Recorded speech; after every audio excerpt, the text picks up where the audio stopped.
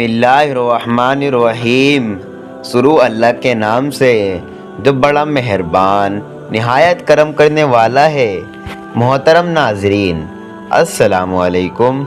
मोहतरम नाजरीन, आज हम आपकी खिदमत में हुजूर गौस पाक रहमतुल्लाह अलैह की एक अकीदतमंद मुरीद का निहायती दिलचस्प और सबक आमोज वाक़या लेकर हाजिर हुए हैं।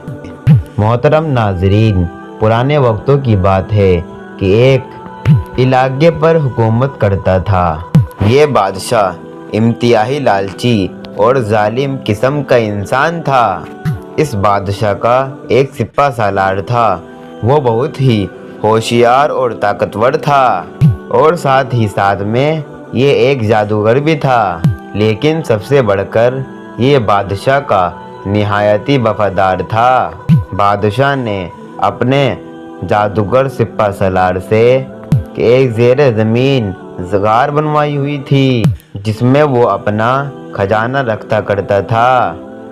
हीरे मोती, जवाहरात, सोना चांदी और तरह तरह के नवातरात महयात चीज़ें उस गार में रखता था।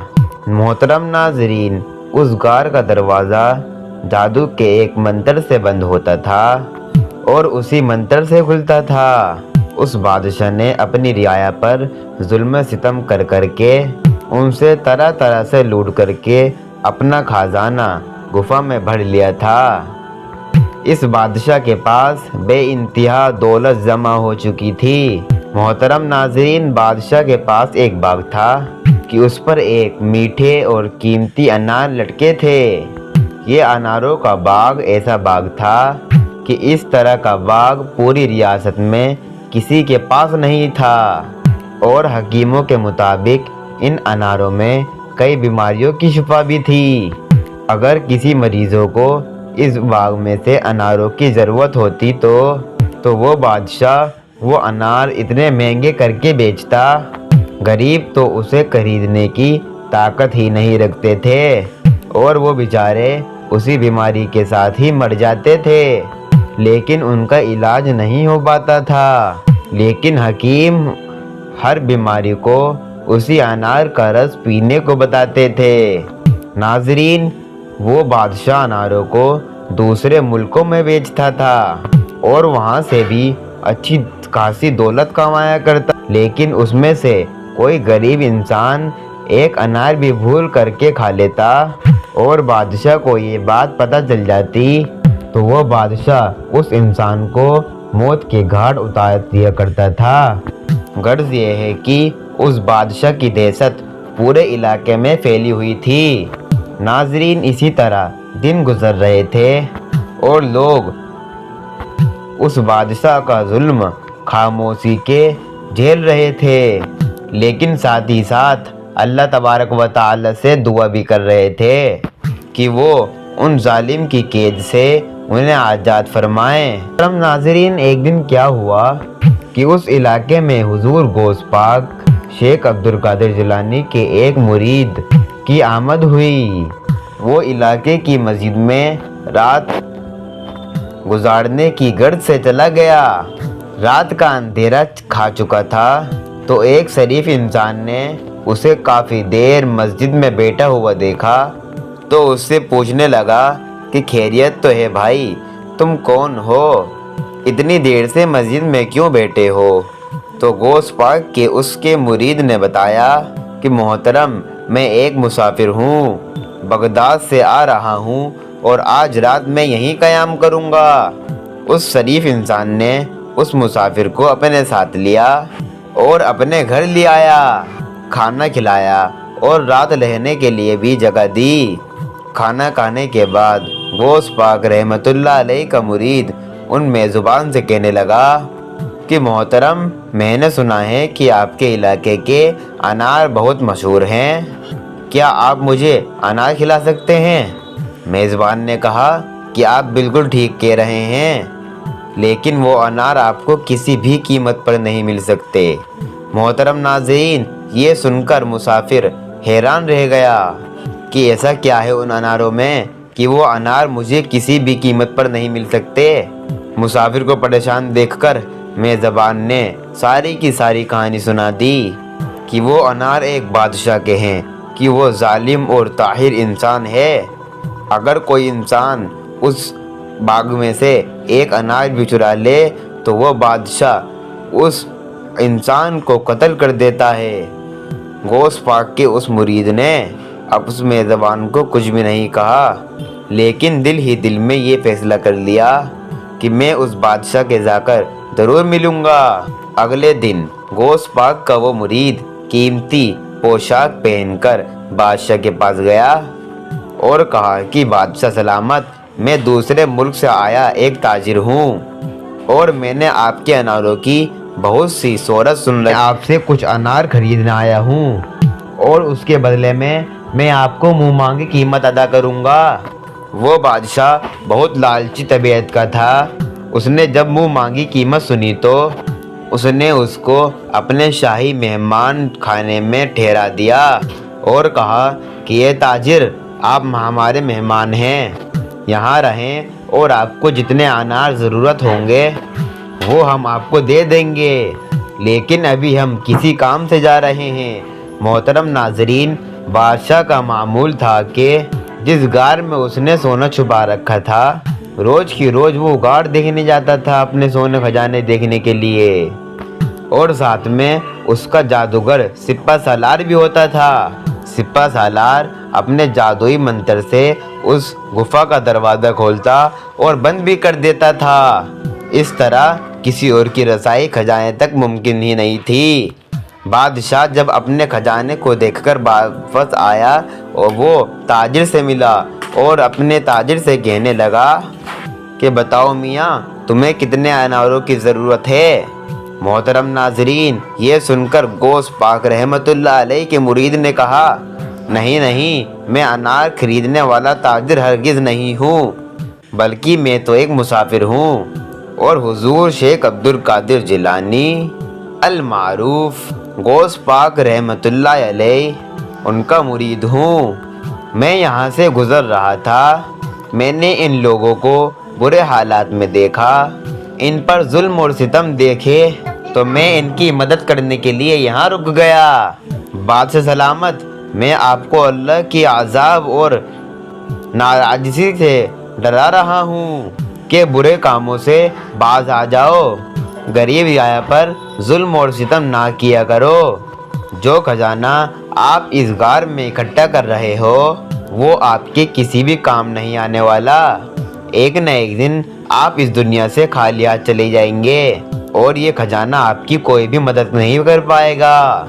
मोहतरम नाजरीन, जब बादशाह ने ये सुना तो गुस्से से आग बबूला हो गया और उसने अपने सिपा सालार से हुक्म दिया कि इस गुस्ताख मुसाफिर को इसे उठाकर जंगल के वक्स में फेंक दो, वहाँ के जंगली जानवर इसे खा जाएं। जादूगर ने गौस पाक रहमतुल्लाह अलैह के मुरीद को अपने जादू से बेहोश किया और खौफनाक जंगल के बीचों बीच फिकवा दिया।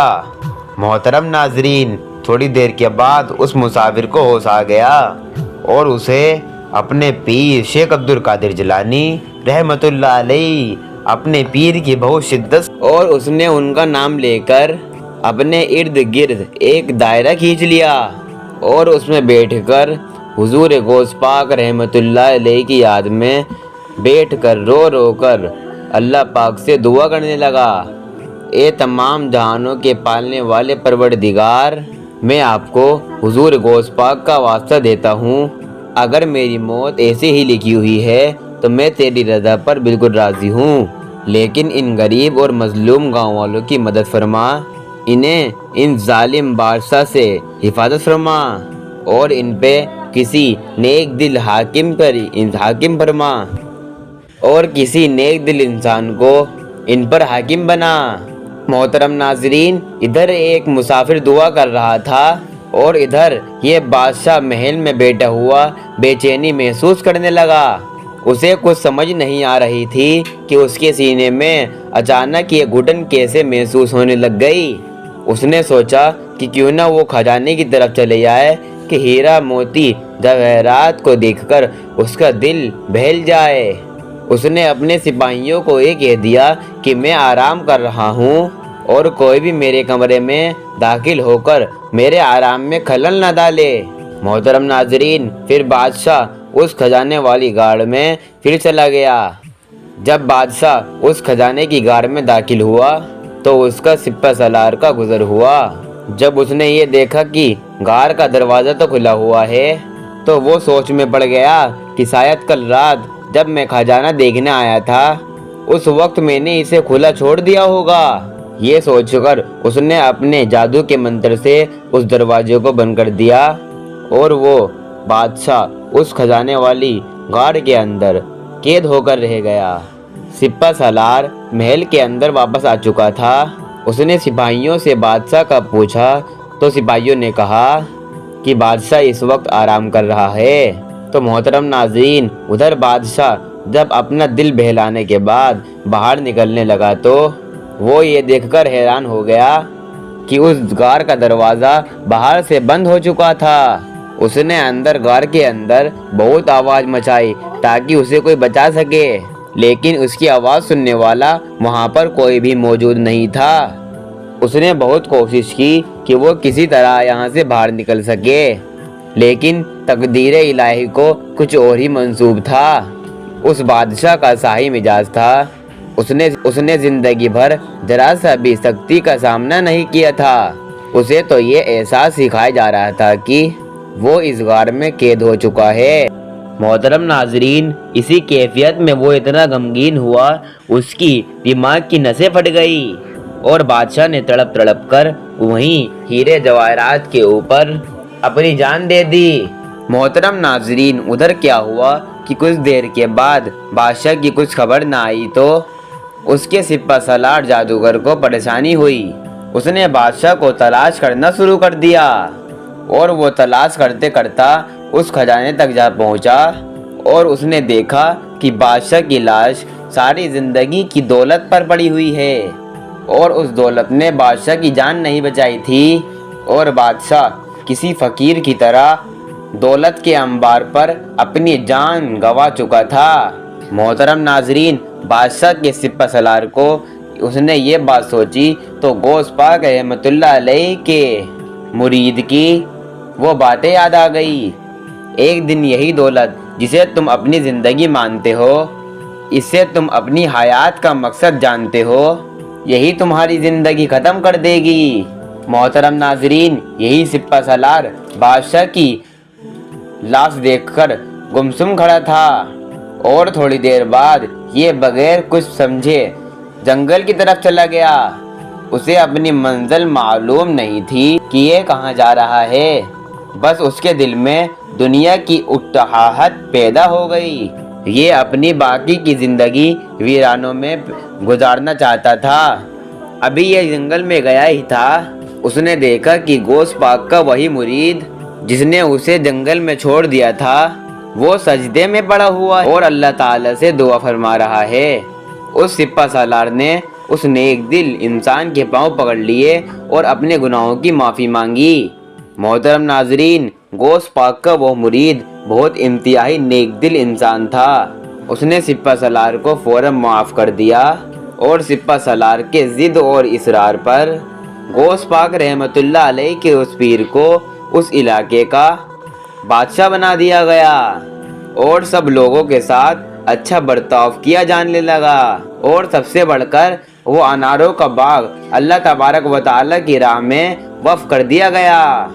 جس بھی غریب اور ضرورت مند کو ان اناروں کی ضرورت ہوتی وہ بے جھجک وہاں سے لے لیتا اور سب لوگ ہنسی خوشی لہرانے لگے، کیونکہ وہاں پر اب کوئی ظالم بادشاہ کی حکومت نہیں تھی بلکہ حضور غوث پاک رحمت اللہ علیہ کی مرید کی حکومت تھی۔